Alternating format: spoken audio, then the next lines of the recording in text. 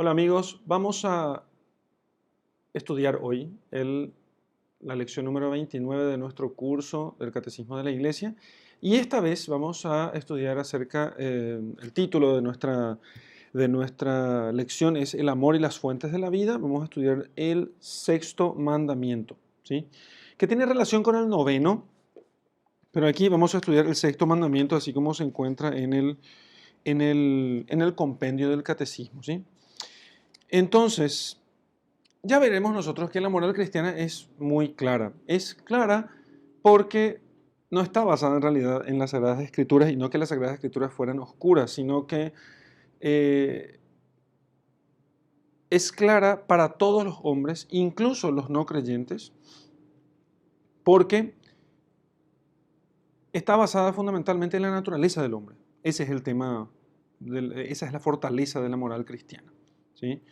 Entonces, y además porque en la moral cristiana la vida está integrada en sus diversas facetas. Y en este caso, que es el tema que nos atañe ahora, es la integración de la vida sexual en el matrimonio y la apertura de la vida, de tal modo que el hombre pueda ser total, completo, y no que estén enfatizados ciertos aspectos nada más de su vida. Así que en este tema de la moral sexual, que es lo que vamos a tratar, en el cristianismo se mira el ejercicio de la sexualidad como una expresión de amor entre los esposos y además fuente de vida para que a través de eso se cumpla con la procreación humana y se mantenga la especie mientras Dios así lo quiera. Entonces, en cuanto a la unión sexual entre los esposos, esa es su dignidad y su orden moral. En la primera carta a los tesalonicenses, capítulo 4, versículos 3 al 5, dice: esta es la voluntad de Dios, así dice San Pablo, vuestra santificación. Vuestra santificación y la santidad, ¿en qué consiste? En querer el bien y detestar el mal.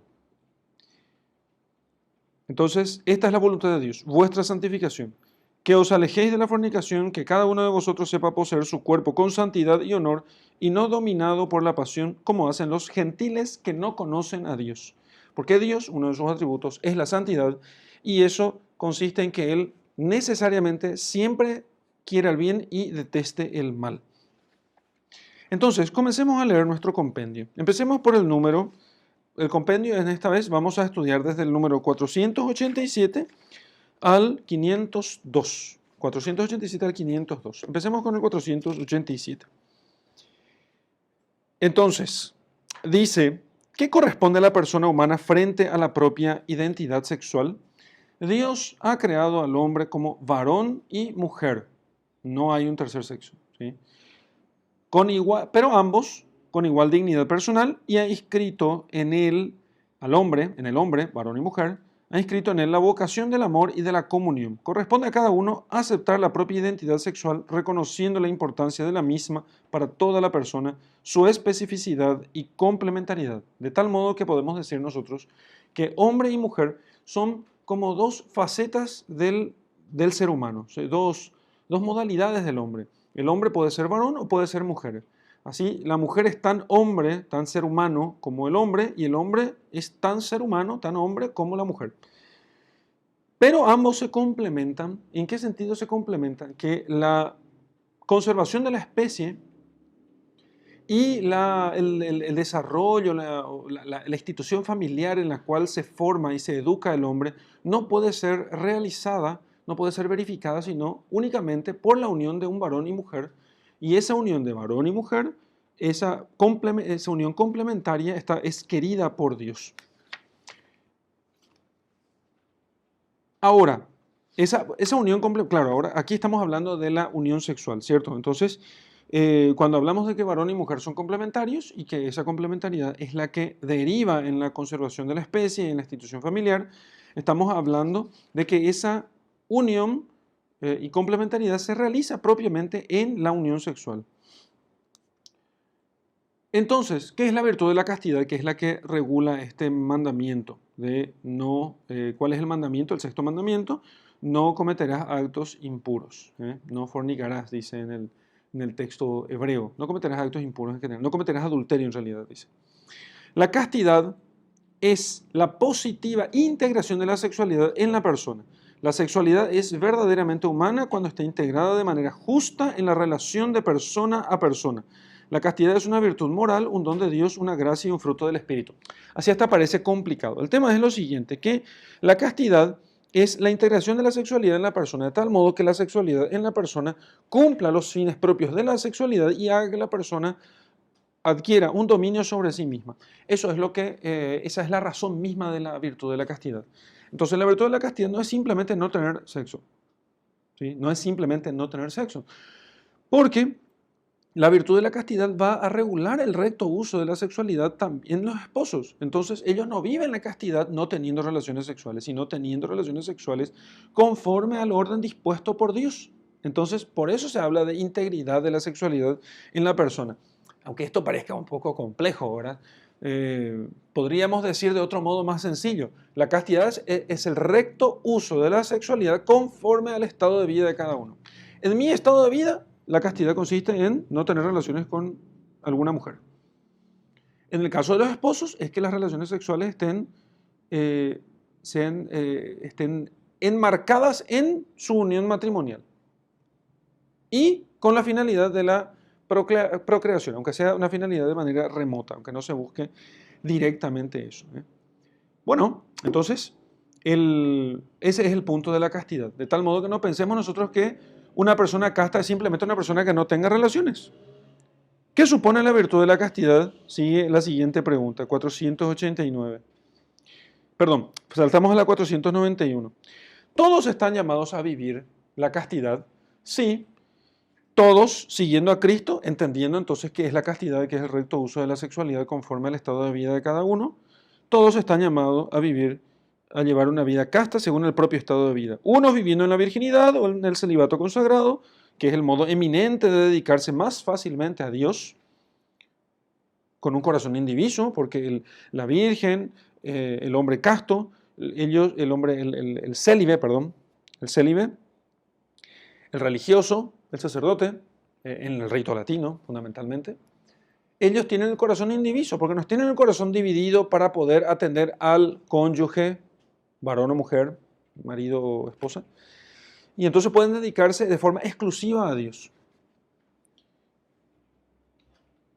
Otros, si están casados, viven la castidad conyugal. Los no casados practicando la castidad en la continencia. Los casados en la castidad conyugal, que es el recto uso de la sexualidad conforme al plan de Dios. Y si no están casados, practicando la continencia, en el caso de los solteros, en el caso de los religiosos, etc. Bien, entonces, eso es la castidad. ¿Qué supone vivir la virtud de la castidad? 489. La virtud de la castidad supone la adquisición entonces de un dominio de sí mismo como expresión de libertad humana destinada al don de uno mismo. Para este fin es necesaria una integral y permanente educación que se realiza en etapas graduales de crecimiento.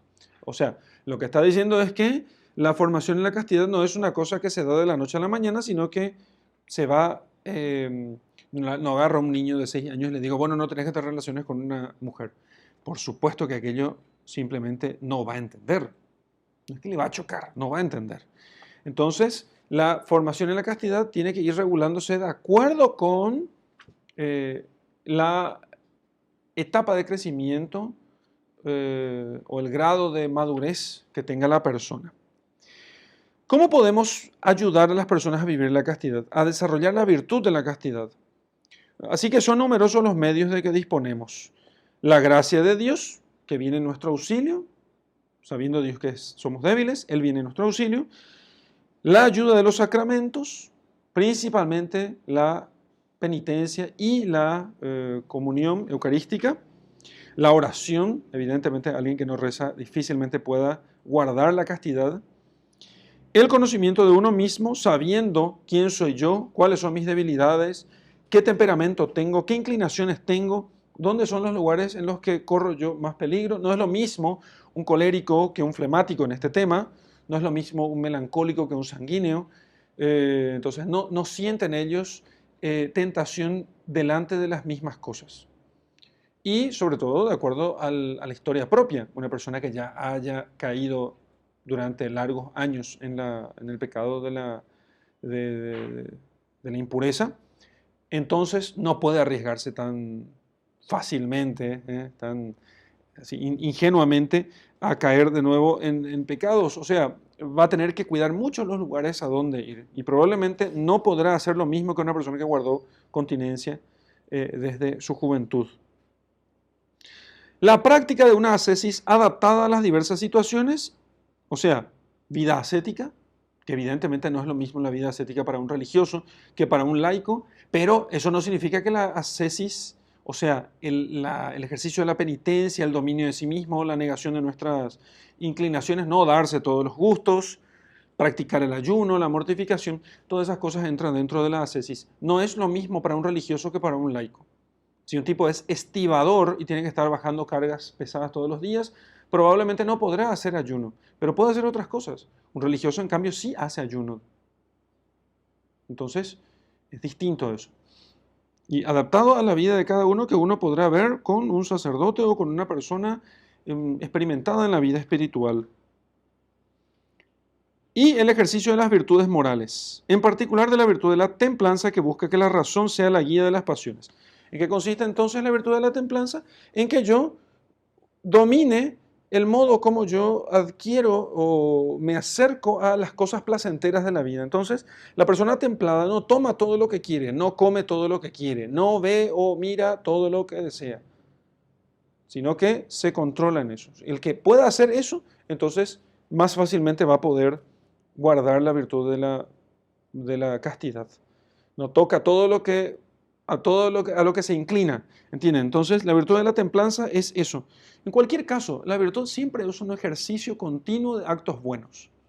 Entonces, si yo quiero adquirir una virtud, en este caso la virtud de la castidad, yo tengo que armarme de todos estos medios y entonces ejercitar en la virtud de la castidad, que puede ser doloroso si es que ya estoy acostumbrado al pecado, pero que es un ejercicio continuo, ¿sí?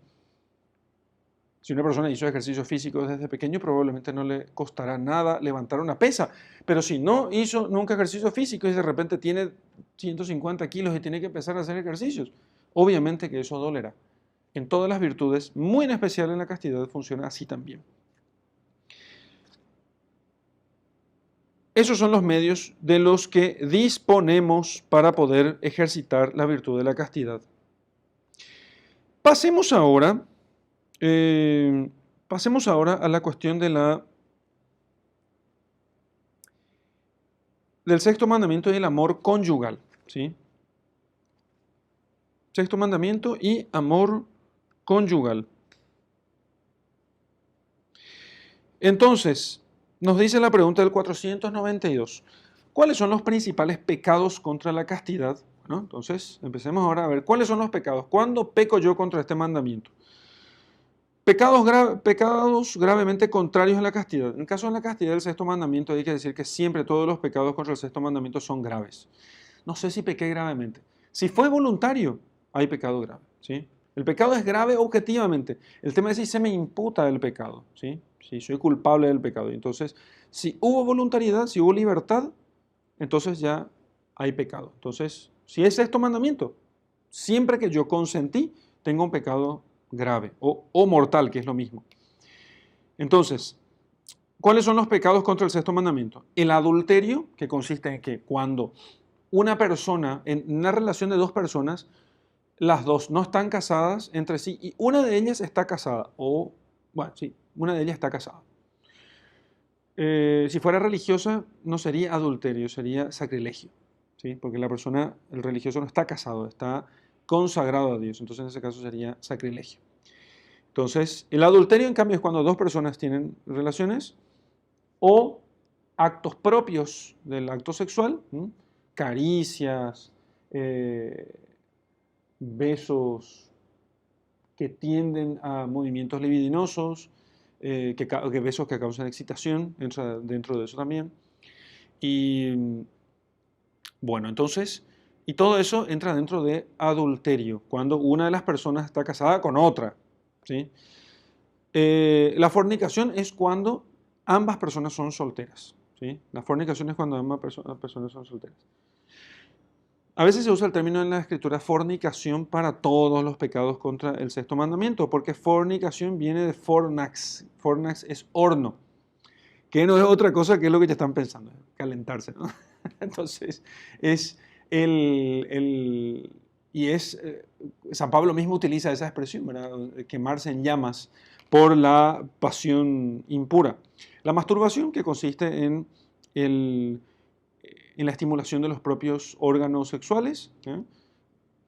Los propios, si son los de otros ya es fornicación, ¿cierto? Pero si son los propios individualmente es masturbación. La pornografía, no hace falta explicar. La prostitución también es pecado contra este mandamiento. El rapto o estupro es por la fuerza tomar a una mujer, o a un varón, es más difícil porque generalmente son mujeres, tomar a una mujer y mantener relaciones con ellas, completas o incompletas estas relaciones. Pueden no ser completas, pero eso es también pecado. Y los actos homosexuales también son pecados contra este mandamiento. Ya sean actos completos o incompletos, ¿sí? Entonces, también los pensamientos impuros respecto de esto. Impuros. Siempre que hay un pensamiento sobre uno de estos pecados, adulterio, masturbación, fornicación, pornografía, prostitución, estupro o actos homosexuales, lo que no se puede hacer, no se puede pensar. Entonces, pensamientos también son pecados graves, si es que los consentimos. O sea, si es que una vez que yo pienso en eso y cuando estoy pensando y me doy, estoy pecando. ¿Qué hago en el instante siguiente de darme cuenta que estoy pecando? ¿Lo rechazo? Entonces no pequé. Si cuando me doy cuenta digo, estoy pecando, y rechazo allí, entonces no hay pecado. Pero hay que decir que los pecados contra el sexto mandamiento son tan intensos que muy rápido nos damos cuenta que estamos pecando. Estos pecados son expresión de la lujuria, del vicio de la lujuria, uno de los vicios capitales. Si se cometen con menores, estos actos son un atentado aún más grave contra su integridad física y moral. Y entonces son mucho más graves porque son cometidos contra menores y los menores de edad, por eso constituyen un crimen, eso. Y entonces el menor de edad, él no puede defenderse. El menor de edad no puede defenderse y no puede ver con claridad aquello. Por supuesto que un adulto también podría no defenderse. Estamos hablando en todos aquellos casos de actos consentidos. Un menor de edad no tiene esa posibilidad. Entonces, esto es respecto aquí a los pecados. En el 493 se nos explica por qué el sexto mandamiento prohíbe todos los pecados contra la castidad. Y aunque en el texto bíblico del Decálogo se dice no cometerás adulterio, en Éxodo 20:14, la tradición de la Iglesia tiene en cuenta todas las enseñanzas morales del Antiguo y del Nuevo Testamento y considera el sexto mandamiento como referido al conjunto de todos los pecados contra la castidad. Por eso, cuando Jesucristo dice, si miras a una mujer y la deseas en tu corazón, ya estás cometiendo con ella adulterio. ¿Por qué? Porque aquel pecado, no cometerás adulterio, no se refiere solamente al acto completo de adulterio, al acto sexual completo, sino incluso a todo lo otro que engloba desorden sexual. Entonces, respecto de la castidad, hay deberes en la autoridad civil. También eso nos habla el catecismo diciendo que la autoridad civil, en cuanto obligadas a promover el respeto a la dignidad de la persona humana, deben contribuir a crear un ambiente favorable a la castidad, impidiendo inclusive mediante leyes algunas de las graves ofensas a la castidad antes mencionadas, en orden sobre todo a proteger a los menores y a los más débiles. Pero las graves ofensas, ¿por qué? Porque la lujuria destruye la integridad de las personas. Entonces, por eso en las sociedades cristianas generalmente se castigaba inclusive el adulterio. Hoy el adulterio no es castigado, incluso se fomenta con el divorcio. Pero en las sociedades cristianas antiguamente se prohibía el divorcio y se penaba con cárcel el adulterio. Eso ayudaba, obviamente, a que la gente tuviese más dificultad para poder cometer un delito. No es cierto ese tema de que nunca se resolvió un problema llevando a la gente a la cárcel. No, no es cierto. La fuerza de la ley está en en la pena, ¿sí? La fuerza de la ley está en la pena. Si uno quita la pena, la ley ya no tiene fuerza. Uno dirá, no, pero hay que cumplir la ley por propia voluntad. Sí, claro que sí, eso es lo ideal, pero no todos están en ese nivel de desarrollo moral. Entonces, la cosa comienza con poner penalidades al que no cumple la ley. Así entonces, los pecados contra el sexto mandamiento deberían ser, ¿sí? Deberían ser promovida la castidad, mejor dicho, por la autoridad civil de ese modo. Así también debería penarse la pornografía y regularse la prostitución, ¿sí? Sino incluso penar dependiendo de las condiciones en las que está desarrollada la moral de una sociedad. Tradicionalmente en las sociedades cristianas se prohibía eso, o se regulaba muchísimo. Hoy en día no, porque justamente eso es un signo de que nuestras sociedades están muy descristianizadas.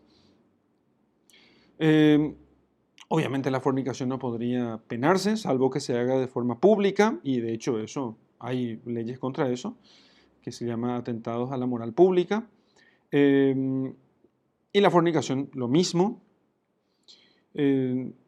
Y así, entonces todo. Sobre todo cuando se trata de menores, con más razón todavía. Con mucho más razón, la ley tiene que actuar de forma firme porque eso destruye la vida de aquellos niños y niñas y los marca de por vida, aunque ellos simplemente eran inocentes. La autoridad civil entonces están obligadas a promover el respeto a la dignidad de la persona y contribuir a crear un ambiente favorable a la castidad. Hay que decir que la autoridad civil debería contribuir más, y mucho más, y no lo hace. Cada vez que permite la pornografía, cada vez que permite la propaganda, los programas de televisión, las publicaciones obscenas, ellos están permitiendo que crezca el desorden moral en las personas y se haga más fácil el adulterio, la fornicación e incluso el estupro, la violación y otros pecados y otros crímenes contra la dignidad humana.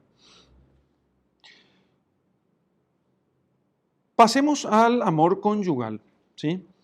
Entonces, los bienes del amor conyugal, la sexualidad está ordenada a estos bienes, los bienes del amor conyugal que para los 495, ¿sí? Para los bautizados, el amor conyugal está santificado por el sacramento del matrimonio. Esos bienes del amor conyugal son la unidad, la fidelidad, la indisolubilidad y la apertura a la fecundidad. Esos son, digamos así, los atributos, los bienes, lo que hay que guardar del sacramento del matrimonio. ¿Qué significa cada uno de estos bienes? La unidad, que significa que es uno para una. No se puede permitir la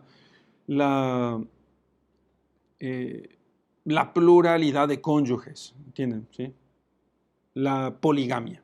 Entonces, la unidad implica que un hombre sea para una mujer y una mujer sea para un hombre, nada más.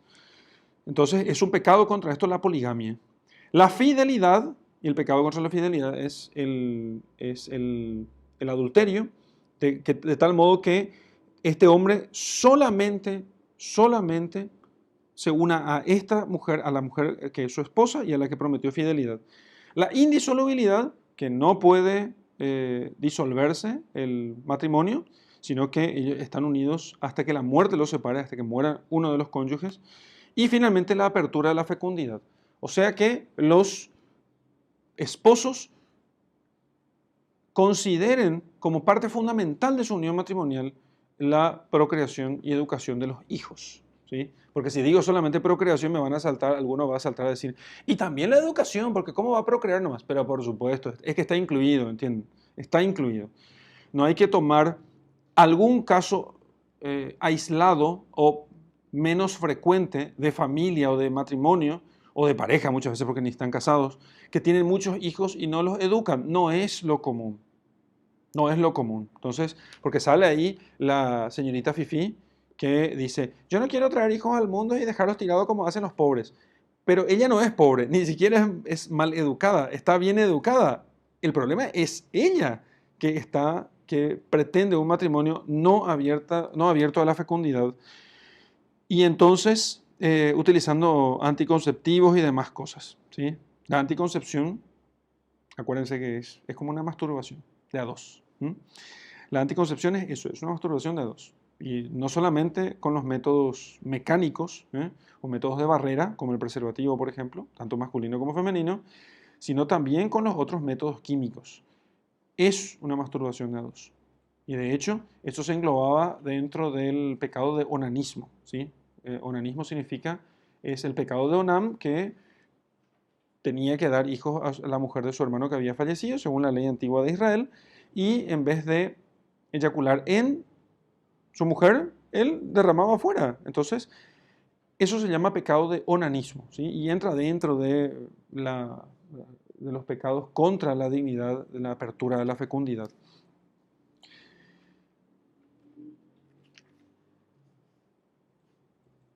Entonces, es un pecado contra la apertura de la fecundidad, que es un bien propio del matrimonio. El acto conyugal, para que podamos entender bien de dónde viene todo esto, el acto conyugal tiene un doble significado. Eso tiene un significado de unión y un significado de procreación. Entonces, el acto conyugal, para después que entendamos bien los pecados contra el sexto mandamiento en la unión de los esposos. Entonces, si el significado del amor conyugal es la unión, la mutua donación, en este acto ellos se dan uno al otro. El varón dice, yo soy tuyo, ¿sí? Y la mujer dice al varón, a su esposo, yo soy tuya. Entonces ya no se pertenecen a sí mismos, sino que cada uno pertenece al otro. Sin embargo, esta no es la única finalidad, sino que ambos por esa unión están abiertos a la vida, ¿sí? Y entonces ellos pueden procrear eventualmente, ¿no? No es que cada acto sexual va a desembocar en un embarazo, sino que realmente es cuando Dios quiere. Hay muchas parejas, muchas, que cuentan cómo ellos buscan un hijo y no lo encuentran, por más de que en su calendario, en el calendario de la esposa está que es su tiempo fértil. No es realmente cuando uno quiere simplemente. Pero la procreación tiene que estar incluida. Separar procreación de unión es separar el placer de la carga y quedar solamente con el placer sin la carga que conlleva este placer. Eso termina destruyendo al matrimonio, porque termina haciendo que los cónyuges se utilicen mutuamente como si fuese una prostitución con permiso. Entonces nadie puede romper esa conexión inseparable que Dios ha querido entre los dos significados del acto conyugal. No se puede excluir de la relación ni el uno ni el otro. Entonces, sigamos con en el 496, eso ya leímos ahora, sobre el significado del acto conyugal. Así que ya entendimos qué significa el acto conyugal, ¿sí? Y la unión de los esposos. No separar placer de la carga, porque Dios así lo creó. Por eso, separar el placer de la carga es intrínsecamente malo y es un pecado mortal. Entonces entran los métodos anticonceptivos, el onanismo, ¿sí? Y cualquier cosa que haga que el varón derrame fuera del vaso, ¿sí? Ese es el punto. Cualquier cosa que haga el varón derrame fuera del vaso. Entonces, hablemos finalmente de la fecundidad humana. Y aquí vamos a hablar mejor sobre el tema de la regulación de la natalidad.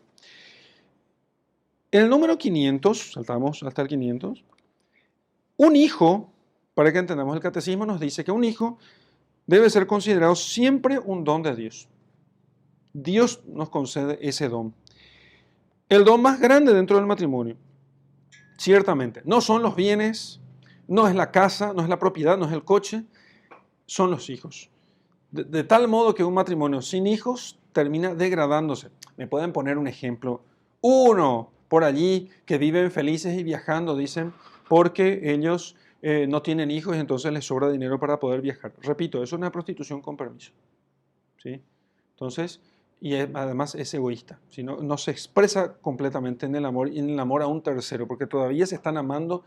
La mujer se ama a sí misma y el varón se ama a sí mismo y entonces sienten placer a unirse a su cónyuge, pero todavía no se han dado a un ser más pequeño y frágil que requiere de todo su sacrificio.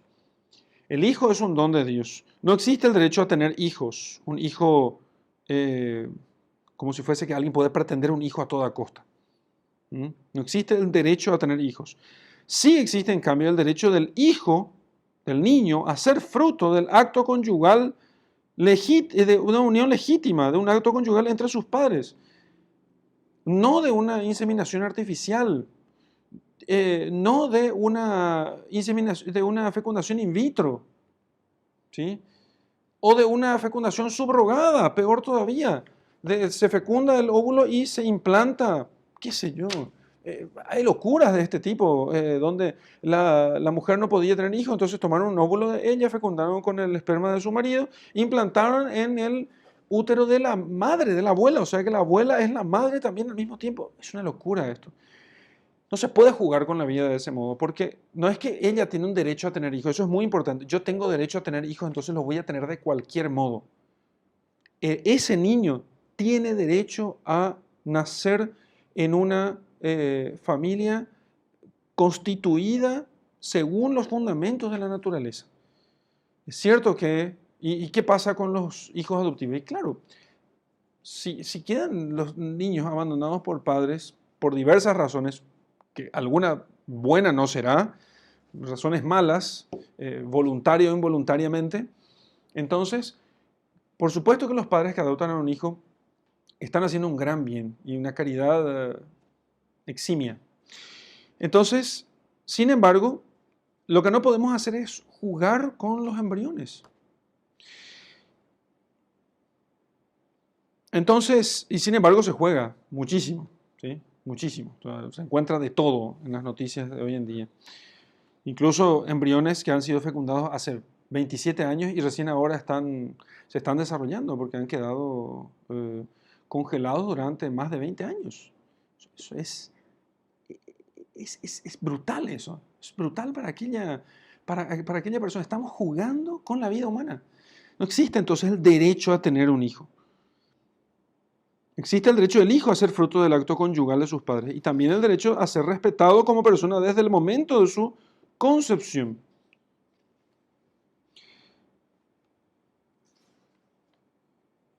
Ahora hablemos sobre el tema de la regulación de la natalidad, 497.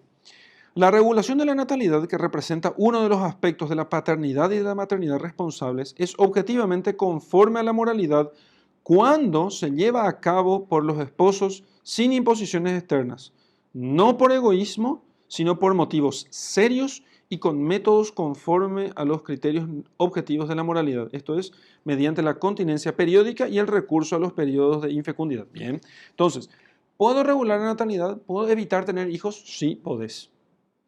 ¿Cuáles son tus motivos? Entonces, alguien te está imponiendo eso.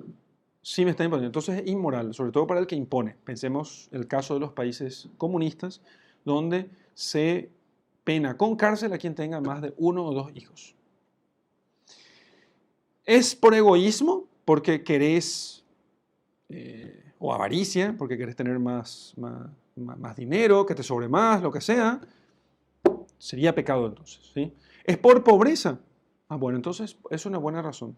No tenés dinero para poder traer más hijos al mundo. Bueno, entonces motivo serio. Ok, entonces, ahora, ¿cuáles son los métodos? Y bueno, entonces, los métodos, conforme a la naturaleza del acto, pueden ser dos. La continencia, o sea, no tener relaciones, y el recurso a los periodos de infecundidad. O sea, tener relaciones en los periodos en que la mujer es infértil. ¿Puedo derramar afuera? Preguntará el hombre. No, no podés. Una vez que comienza, que se da el acto debe ser consumado, porque ya no son dos, son una sola carne. Y ahí la cuestión de la complementariedad. No se puede jugar con ese tema. Es un acto muy serio. Aunque tiene algún aspecto jocoso, digamos así. Es un acto muy serio. Porque son dos personas que se unen, ¿sí? Y se comprometen mutuamente de ese modo. Entonces, ¿y si la mujer no sabe cuándo es su periodo infértil? Porque tiene un periodo menstrual irregular, y esa va a ser una condición que será para ella un sufrimiento, pero tendrá que cargar con eso. Tendrá que cargar con eso, y con paciencia. Y si el marido no sabe aguantarse, entonces exige, bueno, por eso hay que pensar muy bien con quién casarse. Y por eso no hay que ceder en el noviazgo con la fornicación, porque si no después termina siendo un sufrimiento, sobre todo para los matrimonios que quieren ser cristianos.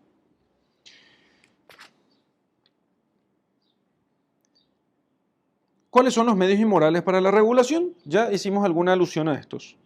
Intrínsecamente inmoral, o sea, es malo por sí mismo. Toda acción, como por ejemplo la esterilización directa, la esterilización directa, por ejemplo, la ligadura de trompas. Porque eso es una mutilación. No se nos permite mutilar nunca un miembro u órgano sano. Y menos por esas razones. La contracepción, química o de barrera, que viene en previsión del acto conyugal o en su realización o bien en el desarrollo de sus consecuencias naturales, se proponga como fin o como medio de impedir la procreación. Unas palabras sobre el método de emergencia, llamado la pastilla del día después. Ese método puede ser abortivo. Así que, ojo con eso. Y las pastillas anticonceptivas, muchas de ellas tienen efectos eventualmente abortivos. Por eso funcionan, ¿no? Entonces, y ahí entra todo el tema de la T de cobre, qué sé yo, lo que sea, ¿no? Ahora no recuerdo todos los nombres, no importa eso, pero cualquier método anticonceptivo que no sea el natural, ¿sí? Entonces va a ser siempre inmoral, intrínsecamente inmoral. Finalmente, leamos el 499 y luego el 501. ¿Es inmoral también la inseminación y la fecundación artificial? Sí. Son inmorales porque disocian la procreación del acto conyugal con el que los esposos se entregan mutuamente, instaurando así un dominio de la técnica sobre el origen y sobre el dominio, sobre el destino de la persona humana. Es convertir a la persona en una especie de producto de industria, en un producto industrial. Y aunque funciona, que funcione no significa que sea moralmente bueno o ético, como suelen decir. Además, la inseminación y la fecundación heterólogas, mediante el recurso a técnicas que implican a una persona extraña a la pareja conyugal, entonces lesiona el derecho del hijo a nacer de un padre y de una madre conocidos por él. Porque la mujer, el varón es estéril, resulta que había sido estéril, están casados ya, y ella quiere tener un hijo, entonces traen el esperma de otro hombre que fecunda sus óvulos y entonces ella puede, aunque no tuvo relaciones con el otro hombre, es fecundado in vitro y luego implantado en ella. Ese hijo es hijo de otro padre. El hijo tiene derecho a saber quiénes son sus padres. ¿Quiénes son sus padres? Y fácil, fíjense ustedes el peligro de ciertos eslogans. El padre es el que cría, no el que procrea. Terrible, porque entonces eso termina justificando justamente eso. Esa frase es muy cierta en muchos casos, pero el eslogan nunca es una verdad. Es una verdad a medias, que sirve a un fin político, sirve a un fin estratégico en algún momento, pero no puede ser considerado como una verdad o una tesis. Además, la inseminación y esto ya dije, lesiona el derecho del hijo a nacer de un padre y de una madre conocidos por él, ligados entre sí por el matrimonio y poseedores exclusivos del derecho a llegar a ser padre y madre solamente el uno a través del otro. Y si los padres son estériles, deben saber llevar eso como una cruz con paciencia, ¿sí? El Señor nos ha llamado a llevar nuestra cruz. Si quieren ser buenos cristianos, por supuesto, y si quieren obedecer a Jesucristo. Por supuesto que todo el mundo puede hacer lo que quiera de su vida, no puede hacer lo que quiera de su vida, pero lo hará, a pesar, con mucho dolor nuestro, lo hará. Pero si quieren ser buenos cristianos y seguir a Jesucristo, deben aceptar con paciencia y confianza en la providencia de Dios lo que Dios disponga para ellos. Y aunque no pueden tener hijos, pueden adoptar un hijo, ¿sí? Lo que no pueden hacer es marcar de por vida el origen de aquel hijo, ¿sí? Pueden hacer muy bien y todo. El día de mañana aparecerán noticias en la prensa diciendo que este hijo, que en realidad es la fecundación del esperma de un hombre que no sabemos, junto con la madre y que se desarrolló en el vientre de la abuela, creció súper bien y es un tipo fantástico y es un gran matemático que descubrió un montón de cosas. Pero repito, aunque ese muchacho esté inmensamente agradecido a sus padres porque le criaron súper bien, eso no implica que en su origen no hayamos nosotros destruido el origen natural conforme al plan de Dios, que es que los hijos nazcan de la unión natural entre los padres, ¿sí? El hombre no puede simplemente, la técnica no le da el permiso de hacer todo lo que se le antoja al hombre. ¿Qué pueden hacer entonces los esposos cuando no tienen hijos? Cuando el don del hijo no les es concedido, después de haber agotado todos los legítimos recursos de la medicina, pueden mostrar su generosidad mediante la tutela o la adopción, o bien realizando servicios significativos en beneficio del prójimo, principalmente de los niños, y así ejercen una preciosa fecundidad espiritual. Se hacen padres de aquellos que no pueden valerse por sí mismos. Una cosa muy importante, he conocido a personas que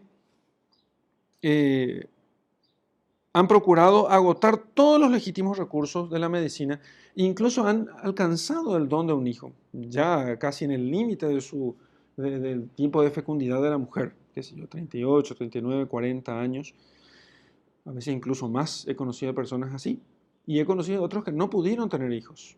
Dios les permitió ese dolor. Pero no tiene, estas parejas, estos matrimonios no pensaron que por eso serían infecundos y que no harían el bien a otro que... Entonces, porque el hijo no es mi hijo, no es que yo tengo derecho a tener hijos. Eso es lo que hay que entender esto, sino que el hijo tiene derecho a nacer de unos padres unidos por el matrimonio. Bueno, finalmente, los pecados contra la dignidad del matrimonio. Adulterio, divorcio, es un pecado. La poligamia, el incesto, o sea que los hijos tengan relaciones con sus padres o con parientes cercanos. La unión libre, o sea, la convivencia o el concubinato, es un pecado. Por eso el que vive en concubinato no puede comulgar.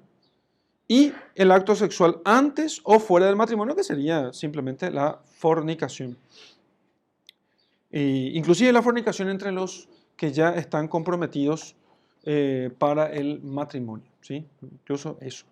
Porque el compromiso para el matrimonio no deriva en nuestra época de efectos legales, ¿sí? En otra época, el que estuviera desposado ya, la desposada con su novio, o, aunque no estaban casados todavía, ¿m? Sin embargo, aquello ya tenía efectos legales. No podía tener relaciones, pero él no podía dejarle simplemente. ¿Sí? Bueno, entonces, pero eso hoy el noviazgo no funciona así. La gente pide esas cosas ridículas ahí del pedido de matrimonio y compañía, pero después el novio le deja a la novia. O sea, no vale nada eso. Hace 300 años atrás, primero que nadie haría esas ridiculeces, y segundo que si un novio le dejara a su novia, sería linchado por la gente, porque ¿cómo hiciste un compromiso y no lo cumpliste? Flaco.